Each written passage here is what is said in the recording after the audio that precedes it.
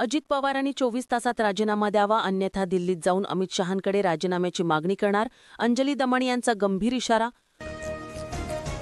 मुंबई महापालिकेत एका मतदाराचं नाव तब्बल 103 वेळा नोंदवलं.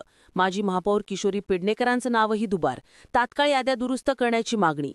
मुख्यमंत्री आणि दोन्ही उपमुख्यमंत्र्यांच्या सभांचा धडाका. मुख्यमंत्री देवेंद्र फडणवीसांची पालघरमध्ये जाहीर सभा, तर एकनाथ शिंदेंची वाशिम, यवतमाळ आणि अजित पवारांची अकोल्यात सभा. आमच्याकडे नगरविकास खातं 1 तारखेला सकाळी लक्ष्मीदर्शन होणार. मंत्री गुलाबराव पाटलांच्या वक्तव्यानं बाद, तर उपमुख्यमंत्री एकनाथ शिंदेंकडून मात्र सारवासारव. संभाजीनगरमध्ये शिंदेंच्या शिवसेनेमध्ये धुसफूस. निवडणुकीच्या कामात सहभागी करून घेतलं जात नाही, बंड करावं लागेल. जिल्हाध्यक्ष राजेंद्र जंजाळ यांची पालकमंत्री संजय शिरसाटांवर तोफ. अहिल्यानगरच्या काँग्रेस जिल्हाध्यक्षांना अपहरण करून मारहाण. सचिन गुजर यांना गाडीत टाकून मग मारहाण करून सोडलं. अपहरणकर्त्यांवर गुन्हा दाखल. पोलिसांनी दोघांनाही घेतलंय ताब्यात.